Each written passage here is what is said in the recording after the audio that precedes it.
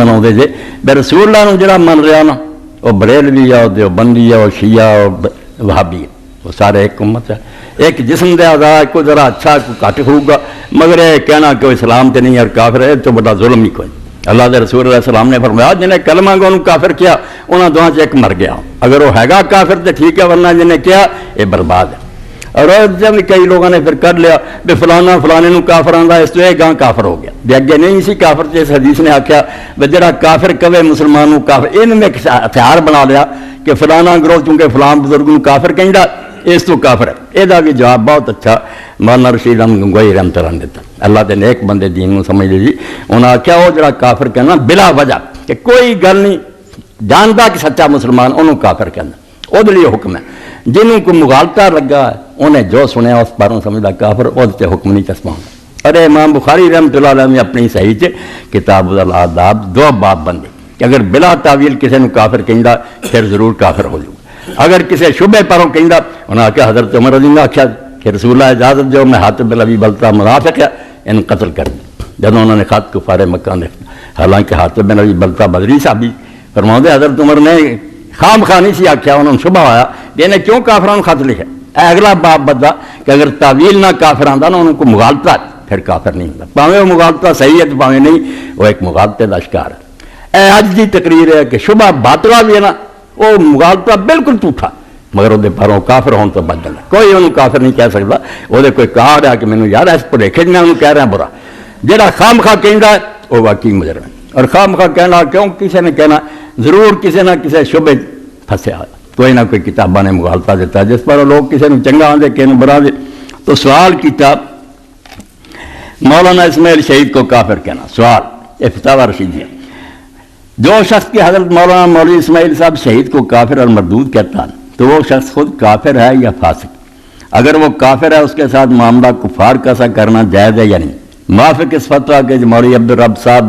Wise Dehlavi کا اور اس پر چند علماء کی مہریں ہیں وہ یہ ہے کہ جو کوئی مولوی محمد اسماعیل ولی کامل کو کافر کہتا ہے وہ خود کافر ہے، اور مصداق ہے حدیث من عاد علی ولی فقد بارز علی بالمحاربہ کہ جو میرے ولی سے دشمنی کرتا میرا اس سے لانے دیں۔ فقط محمد اکبر علی خان اسی طرح اور بہت علماء دہلی کی مہریں ہیں۔ تو موافق اس فتویٰ کہ اس کے ساتھ معاملہ کفاروں کا سا کرنا جائز ہے یا نہیں؟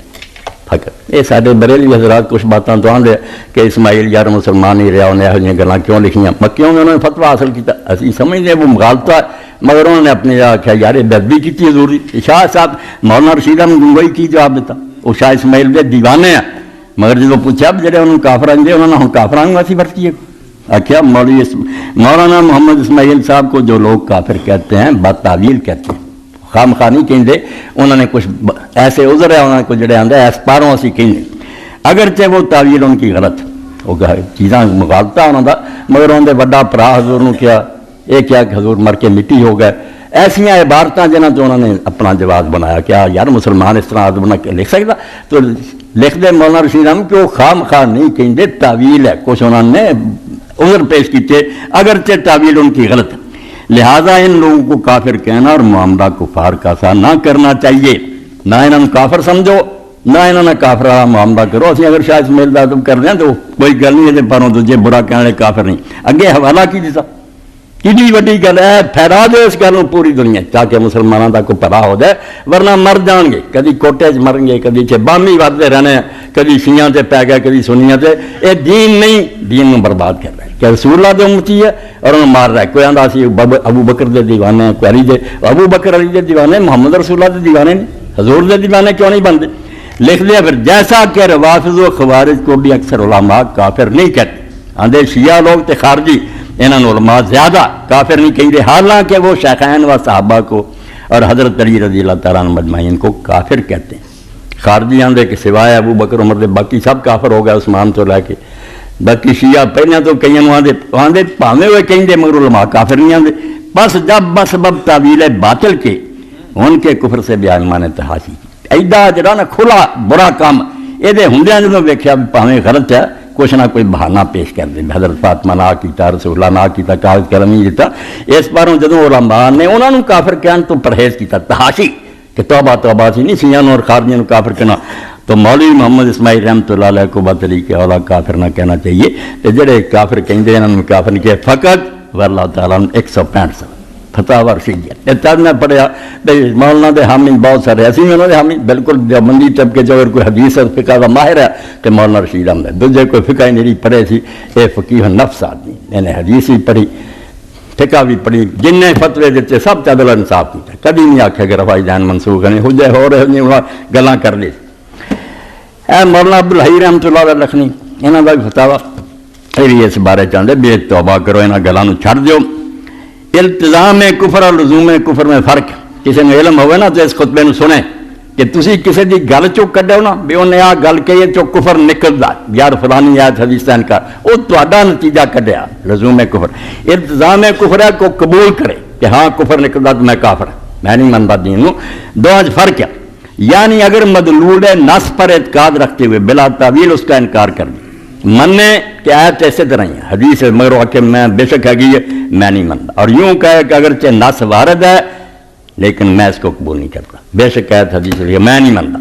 تو یہ التزام کفر ہے انہوں آدھے کہ انہیں کفر نو اپنے ذمہ لے لیا کہ ہاں میں نے کفر قبول ہے اور اگر مدلول نص میں کوئی تعویل کرے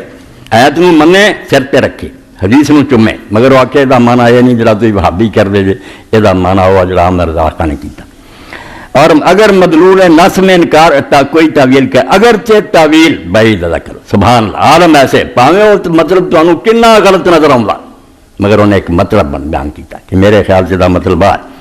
اس صورت میں نص کے مدلول ظاہری کا انکار کرے تو یہ لزوم کفر ہے جڑا تسی مانا لیندے سی انہیں آکھا یار تواڈے والے مانے دا میں منکر ہاں میرے خیال سے دا مانا دوسرا تو یہ لزوم کفر ہے تے تواڈے عقیدے چ دی گل چوں کفر نکلدا مگر انہیں اپنے ذمہ کفر نہیں لیا التزام کفر کفر ہے جڑا من لگے کہ ہاں کفر ہے مینوں کفر قبول ہے انہوں کہنا کافر ہے لزوم کفر کفر نہیں ایک فرقہ دوجے دی گلاں چوں کڈے نا انہاں دی گل چوں نکلدا وہ کوئی کفر نہیں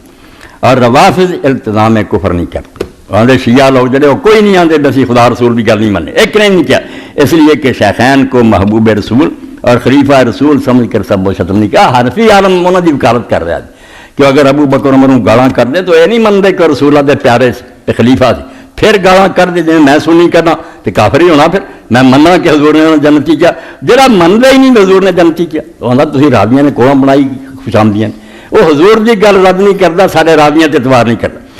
بلکہ شیخین کو معاند وحی رسول اور دشمن اہل بیت سمجھ کر نصوص میں تعویل کر کے سب و ختم کر اے مولانا عبداللہ انہوں نے تھا کھڑا ہوا کہ اگر وہ گالاں کر دے تو سمجھ دے کہ انہوں نے رسول اللہ نے دشمنی کی تھی حضور نے آخر کے بغیر کاغذ قلم منگیا انہوں نے نہیں دیتا رسول اللہ کی بچی روندی رہی انہوں نے انہوں نے مال ہی نہیں دیتا وہ جنازے نہیں شریک علی نے کیتا کہ اسی انہوں نے محبت کری آدھے یہاں گلاں پر اگر سب و ختم کر دے تو اس سے التزام کفر نہیں بلکہ لزوم کفر لازم آتا ہے سارے خیال سے یہ گلاں نہ ایک کفرانیاں گلاں ایک کفر کا التزام نہیں انہوں نے اپنے ذمہ نہیں لیا کہ خدا رسول جیسی گل منی اے سمجھو میں فتاوی دی پہلی جلد 40 صفحے تو پڑھے ورنہ بہت اور حوالے صرف خلاصہ تمہیں دسنا اس پاروں